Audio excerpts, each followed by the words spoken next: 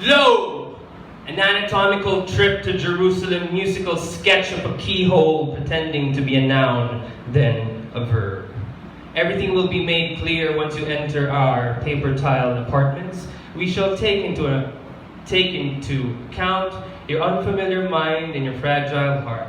We shall appreciate in return your full and precious commodity of awareness, of calm, solitary confinement. We're both in this together. We might as well hold hands. Your keys, sir or madame. Do what thou wilt in accordance to universal love. Paraphrasing, interpreting Horace the child. You are who you are. Fuck therapy. Paraphrasing, interpreting Yahweh. God is a big cock. I'm telling you. Paraphrasing, interpreting Allah. Feed on my bush or perish as cat food. Paraphrasing, interpreting Kibele. Do you want to fuck the truck or do you wish the truck to fuck you? Paraphrasing, interpreting Ganesha. Preface, not preface. Preface. A bit of advice and experience of this work or the consumption of any literature, excluding manuals. Words are mass. Title of first poem. God or dog. In the beginning there was the Word, and it was whole and holy. We were so close to it we could not see it. Now we are hovering over eternity by the mere act of spelling, by the nascent notion of an image. Now we are hovering over eternity. The keys of the universe on a Mac tablet are trigger-happy fingertips waiting for music to spew out our fingertips. You want to be beautiful, don't you? But you want your own version of beauty. That's good. It's good to have an opinion. That's good, child. Never lose that. That's why I made you, so you could have that. In the beginning there was the Word, and you couldn't see it or the page because in the beginning there was the Word. And we were so close to it. How could you see it? It's like fish being in water. You don't hear fish talking about being in water, right? Right? In the beginning there was the individual, the indivisible, the invincible. Imagine a white room whose walls you couldn't ever find. I like white because it reminds me of the page. The Word cannot be without the page.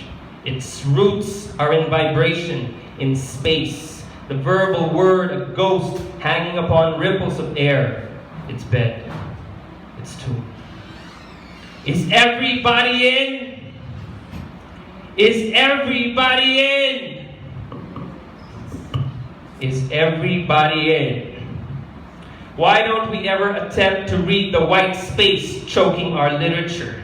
It's daunting, isn't it? How do you recite an erasure?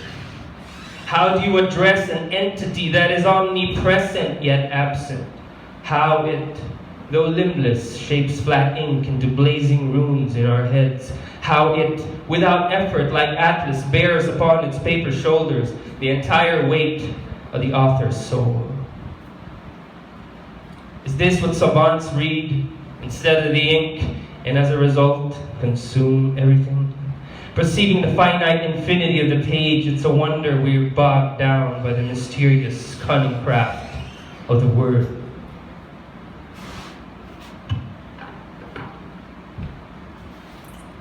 Grimoire, grammar, spelling, spells.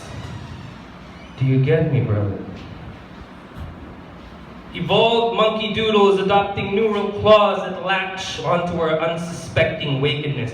How very social of us to permit such calls. The living room is packed. You're in the kitchen juggling work, love, sex, and the appearance of normalcy. That is to say, the business of mass. while some shady types have sneaked into your bedroom, into your closet, under your bed, waiting for the others to get bored and leave or fall asleep, waiting for you to come and drop your body, waiting. Crude scrawlings with legs and tentacles drooling over your dog-tired dream essence, copying a feel on your logged personality, imposing a thought into a psychological orifice, and another, and another, and another, and another. Salvation lies in space, the space-consuming objects, the space-permeating objects, the space-moving objects, the silence between letters. When a ripple cuts upon surface, do we blame the fish or the spider for the interruption? Or do we blame the atmosphere and the ocean for their momentum? Do you know? Do you know for sure space is not moving you? Do you know for sure it is in space creating the heavenly densities, compressing dust into planets and fireballs, creating gravity fields out of pressure, planning your birth and death in the same instant like a photon's perspective? Isn't it space that crushes or stretches our lives into stories? The space of a battlefield, a hotel suite, a stage.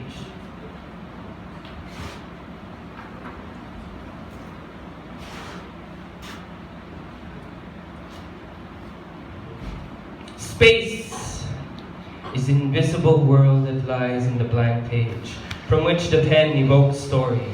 You know that, right? Did you know space is alive? It's breathing in a way. It's just one big, infinite organism. Go ahead, ask a mountain. Space is intelligent. Find an orchid and query one of its petals. Space is throbbing. Just feel your own body. The evidence is abundant. Pick a relative and eat its silent answer. Space, the page, consumes us and nourishes us. From the vastness between electrons and neutrons, to the vastness between galaxies, to the vastness of meaning in the silent beats upon the actor's visage. Space is in bed with God.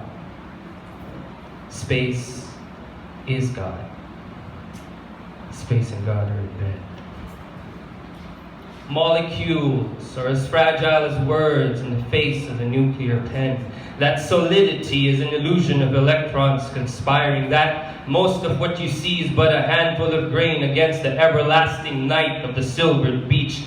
Dark energy, dark matter. Titles better suited to the realm of magicians. But then again, scientists were shot out by alchemists, as alchemists were shot out by shamans. Existence is an Ouroboros. While being read by a lone hand, the snake we call the book kisses itself from cover to cover. As newly dead physicists welcome the shaman's embrace in the page, the worm's segment feeding your brain comes home to its 3-pound tube, the brain. Did you know the number of neural connections you're capable of far exceed the total number of particles in the observable universe? Do I have to spell it out for you? Do I have to spell it out for you?